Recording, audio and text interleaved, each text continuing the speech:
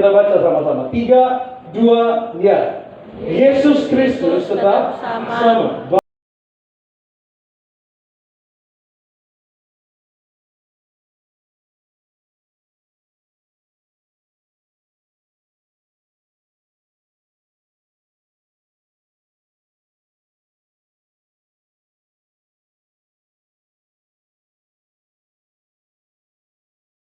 Berubah. Kita baca sama-sama. 3, 2, ya. Yesus Kristus tetap sama, baik kemarin maupun hari ini dan sampai selama-lamanya. Amin. Sama-sama bilang sama saya, Tuhan Yesus tetap baik. Dulu, sekarang sampai selama-lamanya. Kasih tepuk tangan bagi nama Tuhan. Amin, saudara. Kalau kita ngomong tentang keadaan yang berubah-ubah, hari-hari ini tuh dunia semakin berubah, saudara. Saudara bayangkan kalau saudara mau menuju ke suatu tempat yang baru, saudara menggunakan yang namanya GPS atau Maps. Tiba-tiba pas saudara jalan dalam perjalanan, tiba-tiba Maps-nya bilang begini, 800 meter belok ke kiri. Ternyata pas sudah dekat, 200 meter belok ke kanan. Ternyata berubah-berubah, saudara. Padahal tempat yang belum pernah kita tuju, tempat yang belum kita pernah ketahui. Namun kalau GPS-nya membingungkan kita, akan membuat kita khawatir. Apakah kita akan sampai di tujuan tepat waktu? Apakah kita akan sampai di tujuan sesuai dengan harapan kita? Dan saudara dengar baik bahwa hari-hari ini begitu pula dengan hidup kita. Seiring berjalannya waktu, kehidupan semakin terlihatnya rasa-rasanya berubah-ubah. Keadaan semakin berubah-ubah. Saudara, kalau misalnya saudara lihat hari-hari ini dunia terus berubah, teknologi semakin berubah. Kalau dulu orang, sebagai contoh saudara ya, kalau kita mau lihat jadwal ibadah aja, kita lihat dari buletin saudara. Sekarang kalau kita mau lihat jadwal ibadah, kita harus buka website saudara. Ada beberapa orang jemaat yang masih kesulitan, gimana cara lihat jadwal ibadah. Betul saudara ya. Namun kalau sekarang hari-hari ini, kalau kita tertinggal sama yang namanya teknologi, kita akan kewalahan, kita akan kesulitan. Begitu pula dengan perubahan ekonomi yang cukup amat signifikan, mengkhawatirkan. Orang bilang di tahun 2025 menggemparkan berita-berita buruk, pajak betul akan naik 12%, namun puji Tuhan nggak semua barang naik 12% saudara ya.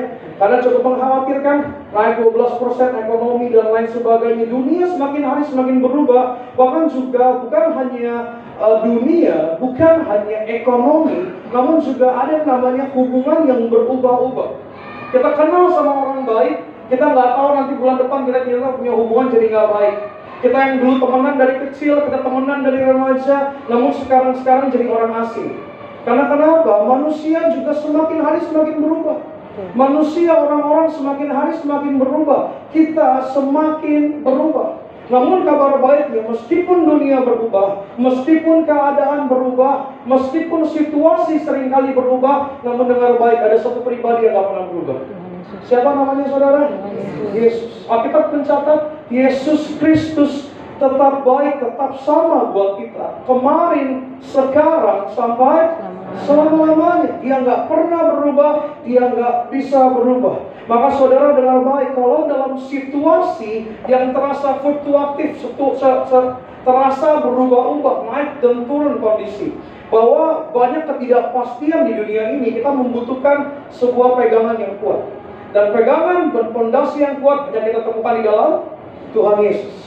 Ada amin saudara. Memasuki tahun yang baru ini, kita akan menghadapi banyak ketidakpastian. Namun dengar baik saudara, kita memiliki jaminan bahwa Tuhan tidak pernah berubah buat kita. Dia tetap setia buat saudara dan saya. Dia tetap mengasihi saudara dan saya. Dia tetap baik buat saudara dan saya. Dan percaya kasihnya gak pernah tergoyahkan. Katakan amin. Kasih tepuk tangan bagi nama Tuhan saudara. Kalau kita tahu bahwa Tuhan tidak pernah berubah, meskipun dunia semakin berubah, dan kita akan belajar, kita akan masuk dalam firman Tuhan kita, apa 3 hal dari Tuhan yang tidak akan pernah berubah. Kita akan lihat poin yang pertama, apa hal yang tidak akan pernah berubah dari Tuhan. Yang pertama boleh tampilkan Pak. Yang pertama adalah yang tidak akan pernah berubah dari Tuhan. Yang pertama adalah kesetiaan Tuhan di tengah perubahan. Saudara bilang sama saya, kesetiaan. Amin. Yang pertama yang dari Tuhan yang tidak akan pernah berubah adalah kesetiaannya bagi saudara dan saya. Kita buka firman Tuhan dalam Mazmur 102 ayat 27 dan 28. Mazmur 102 ayat 27 dan 28. Saudara sudah di sana, katakan amin, saudara. Amin. Kita baca sama-sama yang Mazmur 102 ayat 27-28. 3, 2, ya. Tetap sama dan tahun-tahunmu tidak berkesudahan. Anak hamba-hambamu akan diam dengan tentram, dan anak cucu mereka akan tetap ada di hadapanmu. Yang pertama yang tidak akan pernah berubah dari Tuhan, yang pertama adalah kesetiaannya Tuhan. Kalau dunia terus semakin hari semakin berubah, namun Tuhan tidak akan pernah berubah. Saudara, dalam setiap musim kehidupan kita, meskipun dalam sukacita, Dia nggak pernah berubah. Di dalam keadaan duka cita sekalipun, Dia nggak pernah berubah. Di dalam kesuksesan saudara, Tuhan nggak pernah berubah.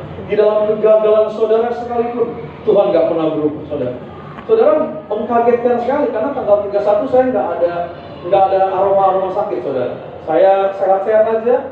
Saya nggak sesibuk itu, karena kita kan Natal udah selesai, saudara ya. Udah banyak istirahat. Saya bangun pagi, kondisinya masih biasa-biasa aja, saudara. Tapi saya merasa pergelangan tangan saya mulai sakit. Saya masih seperti biasa, aktivitas seperti normal, saudara. Siang hari saya udah mulai prepare buat pelayanan sore hari, saudara. Tiba-tiba badan saya demam.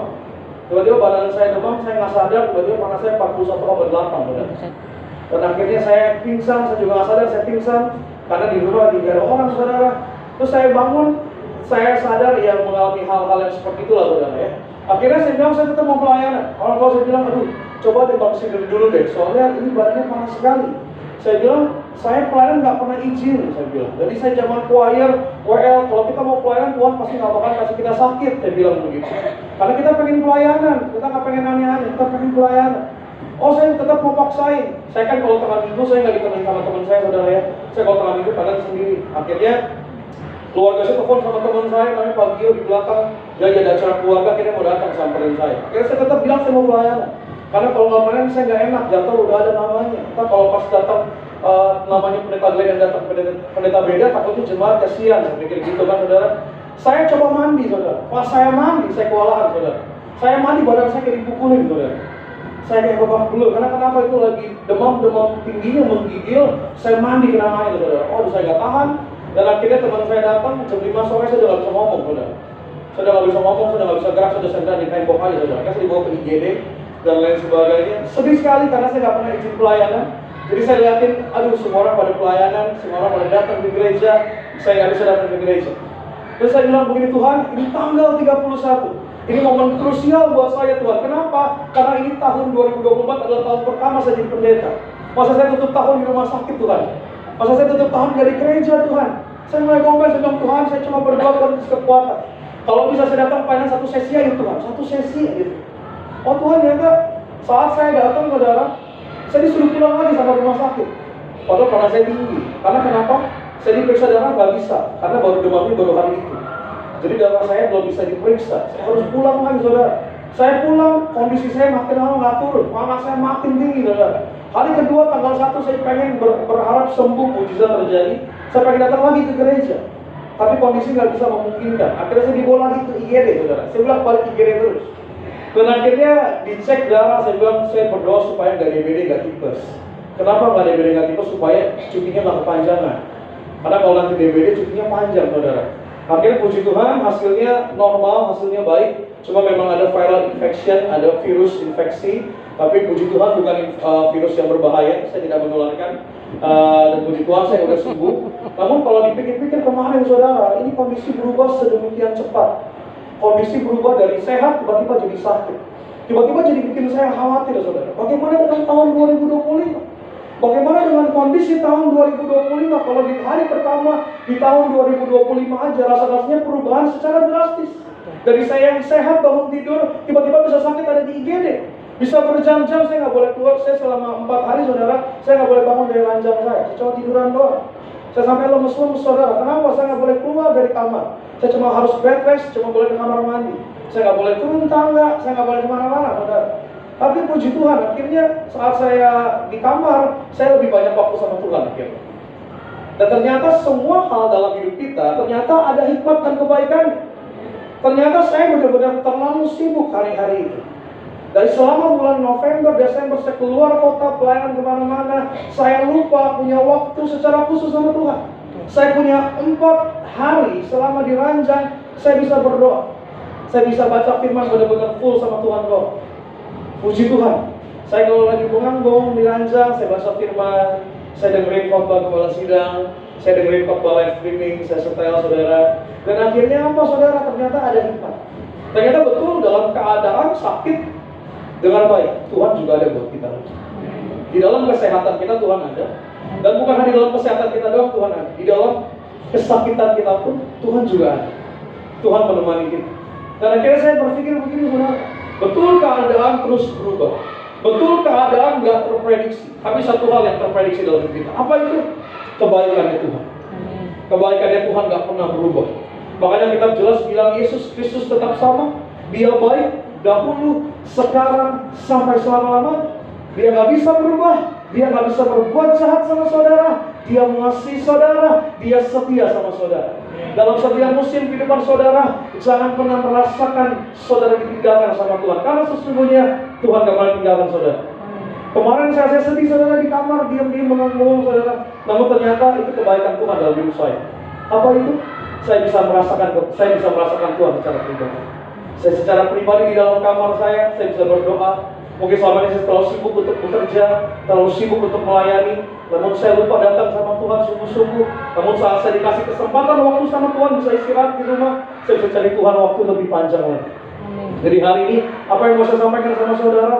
Tuhan yang tolong saudara di tahun 2024, Tuhan yang sama juga akan tolong saudara di tahun 2024. Kalau kita ngelewatin tahun 2024 kemarin, kayaknya babak belur saudara ya. Meskipun babak belur, terus saudara bisa lewat hari ini. Saudara bisa ada di minggu pertama di tahun 2025. Saudara dengar baik, dia nggak bisa berubah dalam hidup saudara. Tuhan yang sama yang telah tolong saudara bertahun-tahun yang lalu, Tuhan yang sama yang telah tolong saudara tahun lalu, Tuhan yang sama juga menolong saudara di tahun ini. Saudara punya pengharapan sama Tuhan, saudara berdoa sama Tuhan. Terima kasih buat kesetiaan Tuhan yang nggak pernah berubah. Terima kasih buat cintanya Dia, kebaikannya Dia yang nggak pernah berubah buat saudara hari ini. Makanya saudara, apapun kondisi saudara, apapun situasi hidup saudara, dengar baik, yang lain boleh berubah, namun satu hal yang gak pernah berubah, cinta Tuhan, kesetiaan Tuhan, kebaikan Tuhan buat kita. Kasih tepuk tangan bagi nama Tuhan. Amin. Yang pertama apa dari Tuhan yang tidak pernah berubah? Yang pertama adalah kesetiaan Tuhan. Yang kedua, apa dari Tuhan yang tidak bisa berubah? Apa hal yang dari Tuhan yang tidak dapat berubah? Kita lihat poin yang kedua. Yang kedua adalah kasih Tuhan tidak berubah. Pasal bilang sama saya, kasih Tuhan. Amin. Kita buka ayat Yeremia 31 ayat yang ketiga. Yeremia 31 ayat yang ketiga. Saudara-saudara di sana katakan amin saudara. Amin. Kita baca sama-sama ya, Yeremia 31 ayat 3, 2, ya.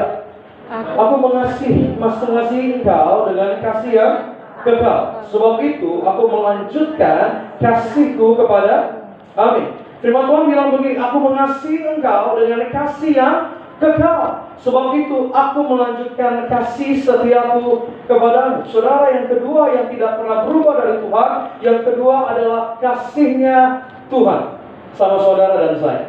Saudara dengar baik, manusia seringkali mengasihi manusia lain dengan syarat. Kita bisa sayang sama orang kalau dia baik sama kita. Kita bisa dekat dan sayang baik sama dia kalau dia juga mengasihi balik sama kita. Namun saudara dengar baik, Tuhan mengasihi saudara dengan kasihnya yang kekal, dan Tuhan akan melanjutkan kasihnya buat saudara. Saudara, meskipun kasih manusia seringkali bersyarat dan berubah-ubah, namun kasih Tuhan kekal dan gak pernah berubah bagi saudara dan saya.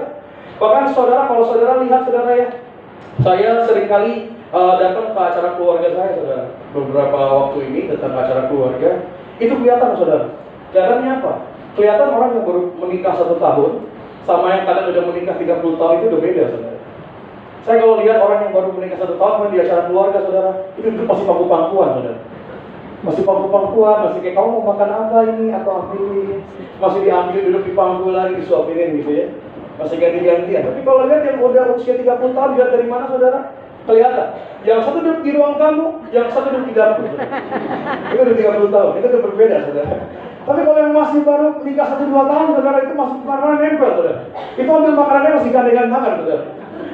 Itu kemarin acara keluarga saya pas Natal, saudara saya lihat, oh saya melihat berbeda. Orang yang menikah 1 sampai 5 tahun ini saudara ya, ini kemana-mana masih berdua aja saudara. Ini hidup masih pangku-pangkuan, tapi kalau yang udah 30 tahun, itu entah istrinya di mana, itu suaminya di mana, saudara. Itu udah nggak ketahuan, saudara. Itulah seperti itu manusia, saudara. Manusia seringkali melupakan kasih mula-mula. Makanya Papa Riaji, Ibu Gembala selalu ngajari, kita harus menjaga kasih mula-mula. Kasih mula-mula terhadap siapa, saudara? Terhadap Tuhan dan terhadap pasangan kita. Papa Riaji selalu mengajarkan kita semua, dari saya masih remaja, saya selalu dengar pengajaran ini, jaga kasih mula-mula. Jaga kasih mula-mula. Saudara, saat saya dikasih kesempatan sama Tuhan, saya pernah diundang makan siang sama Gembala Sidang. Kami berlima doang, jadi sama Gembala, sama ibu dan bapak, sama saya dan saudara saya, sama anaknya bapak. Dan akhirnya kami makan siang bareng itu saudara. Itu pertama kali saya melihat mama saudara ya, orang yang sudah cukup usia, orang yang sudah cukup senior namun romantisnya mengalahkan anak muda saudara. Kenapa saudara? Saya ingat banget. Jadi bapak itu kalau makan sama ibu, bapak selalu memilih duduk di sebelah kiri. Ibu duduk di sebelah kanan. Kenapa saudara? Karena begini, setiap makan, bapak dan ibu selalu bergandengan tangan. Kenapa bapak selalu duduk di sebelah kiri? Supaya ibu makannya gampang, pakai tangan kanan. Bapak makan pakai tangan kiri. Itu saya lihatin saudara. Bapak makan selalu pegangan tangan sama ibu. Ibu selalu kasih makan pakai tangan kanan supaya gampang. Bapak pakai tangan kiri, biar gemeteran kesusahan saudara. Dan itu kalau ibu mau ambil makanan, lepas tangannya saudara, itu bapak juga berhenti makan. Bapak lihatin aja. Bapak lihatin dulu, ibu jalan, ibu balik lagi, bapak pegang tangannya lagi, baru bapak makan lagi. Ini beneran, ini real. Saya lihat seperti itu saudara. Dan puji Tuhan, waktu itu bapak dan ibu pernah liburan, akhirnya pacaran ke Bali. Saya diundang juga datang mampir ke villanya, nginep di sana saudara. Itu kami anak-anak muda, bapak bilang begini, ya Glenn, yuk berenang di situ. Oh, kita semua main berenang, anak-anak muda, kami semua pada main saudara, dan ibu sama bapak duduk nungguin kita, duduk di sebelah tetap sambil gandengan tangan saudara. Dan luar biasa begini saudara, saat kita lagi semua asik lagi main-main saudara, apa yang bapak ibu lakukan? Mereka saling memberikan ciuman kudus saudara. Mereka saling berciuman. Saat saya lihat itu saudara, benar ya bapak dan ibu selalu ngajarin kasih mula-mula. Karena kasih mula-mula itu penting saudara. Kasih mula-mula itu penting bukan hanya sama pasangan, namun antara manusia dengan Tuhan. Sekarang pertanyaannya, kita yang baru jatuh cinta sama Tuhan, kita kan cinta banget loh sama Tuhan. Beda ya, orang yang baru pertama kali bertobat, orang yang baru pertama kali pelayanan, itu cinta Tuhan itu luar biasa. Makanya orang yang baru bertobat, biasanya itu imannya berapi-api luar biasa. Makanya orang yang baru bertobat, itu doanya langsung didengar Tuhan luar biasa. Kenapa? Imannya mati-matian, imannya gila-gilaan. Tapi kalau orang yang udah berbelas-belas tahun, puluhan tahun, kadang-kadang cinta mula-mulanya lupa sama Tuhan. Mereka lupa, kenapa mereka memilih jatuh cinta sama Tuhan? Mereka lupa rasanya. Makanya Bapak selalu bilang begini, kita harus jaga kasih mula-mula. Jaga kasih mula-mulamu sama Tuhanmu. Jaga kasih mula-mulamu sama pasanganmu. Sekarang bagaimana caranya saudara bisa menjaga kasih mula-mula saudara sama yang gak kelihatan? Kalau sama yang kelihatan aja saudara gak bisa jaga kasih mula-mula saudara. Makanya saat saya lihat Bapak ngomong begitu karena saya tahu Bapak melakukan. Bapak melakukan itu di depan kami anak-anak muda. Kalau Bapak dan Ibu mau melakukan pencitraan, mau ngapain di depan kita anak-anak muda? Kalau perlu di depan jemaat kalau bisa. Tapi kan Bapak sama Ibu nggak melakukan itu. Kami lagi di meja makan hanya berlima, nggak perlu pencitraan. Tapi Bapak dan Ibu melakukan itu. Dan kami melihat. Dan akhirnya saya baru menyadari, orang yang bilang cinta kasih mula-mula sama Tuhan, itu pasti dia juga bisa jaga kasih mula-mulanya sama sesamanya. Makanya Tuhan bilang begini saudara, aku mau ngasih engkau dengan kasih yang kekal. Apa itu? Kasih yang tanpa ada batas, syarat, dan juga ujung. Makanya Tuhan bilang begini, sebab itu aku akan melanjutkan kasihku kepada Tuhan pun juga mengasihi saudara dengan kasih yang kekal, kasih yang mula-mula. Tuhan masih mencintai saudara seperti pertama kalinya Tuhan mencintai saudara. Dan Tuhan juga mau saudara melakukan itu sama Tuhan. Di tahun 2025 saya berdoa kita punya kasih mula-mula sama Tuhan. Saya berdoa di tahun 2025 saudara mengingat bagaimana awal mula saudara jatuh cinta sama Tuhan. Saya berdoa di tahun 2025 saudara kembali menjaga cinta mula-mula saudara. Atau mungkin saudara udah berpuluh-puluh tahun, berbelas-belas tahun ikut Tuhan, saudara udah lupa kenapa saudara masih mencintai Tuhan hari ini. Saya berdoa saudara kembali menemukan alasan saudara jatuh cinta sama Tuhan. Saudara selalu jatuh cinta lagi. Saudara bangun tidur baca firman, saudara bangun seperti orang yang sedang jatuh cinta sama Tuhan.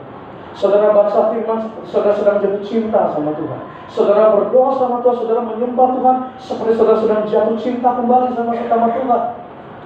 Saya berdoa kalau saudara jatuh cinta lagi sama Tuhan, Tuhan akan pulihkan kehidupan saudara. Amin. Saudara juga akan menjaga kasih mula-mula saudara sama sekitar saudara, sama pasangan saudara, sama orang tua saudara, sama anak saudara, sama keluarga saudara juga ada kasih mula-mula. Namun saya nggak pernah mendengar dengan pengajaran kasih mula-mula ini selain di media pada awal mulanya. Papa Regis selalu bilang jaga kasih mula-mula, jaga kasih mula-mula. Kalau kita berpikir apa itu kasih mula-mula? Kasih mula-mula adalah kasih pertama kali yang saudara rasakan. Saudara pernah ngalamin jatuh cinta saudara ya? Betul saudara pernah ya? Ada yang nggak pernah jatuh cinta sih pernah katakan ini saudara? Biar kita doakan biar pernah merasa jatuh cinta gitu saudara ya. Jatuh cinta itu perasaan yang enak atau nggak enak saudara? Enak, betul saudara.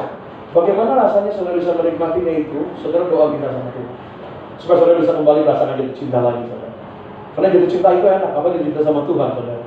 Saudara kembali mengingat kebaikan Tuhan, manisnya dari Tuhan, penyertaannya dari Tuhan, kasihnya dari Tuhan. Karena yang telah mengasihi kita terlebih dahulu adalah Tuhan. Yang telah sayang sama kita terlebih dahulu adalah Tuhan.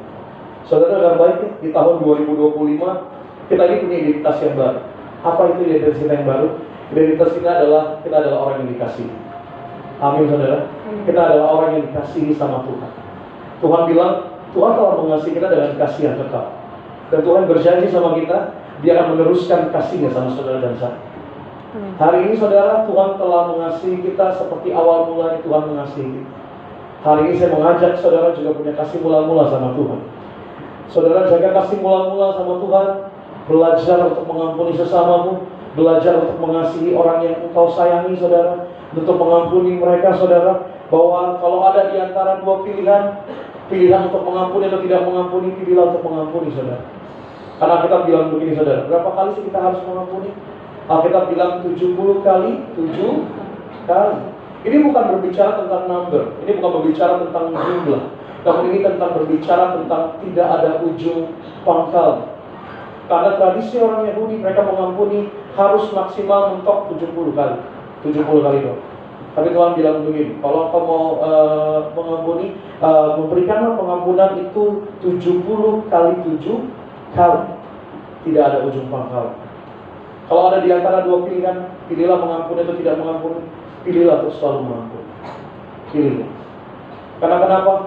Tuhan mencontohkan dan memberikannya kepada saudara dan saya. Ada hal kedua yang Tuhan nggak pernah berubah. Yang kedua adalah kasihnya Tuhan buat saudara.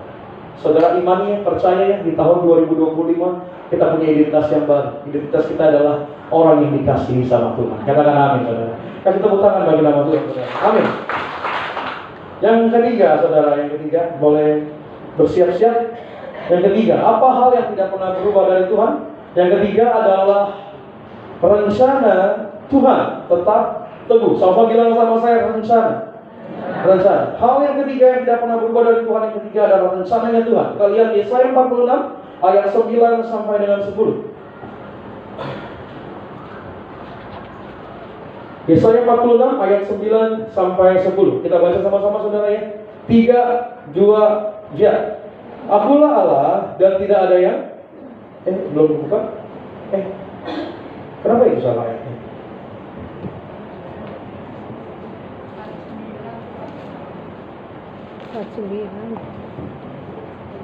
Saya bacakan bagi jemaat Tuhan ya saudara ya.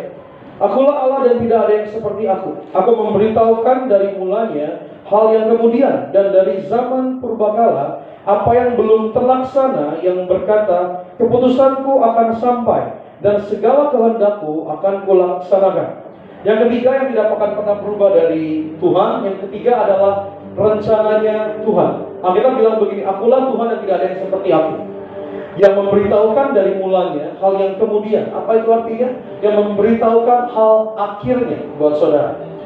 Dan dari zaman purbakala apa yang belum terlaksana, apa yang belum ada, Tuhan sudah sampaikan.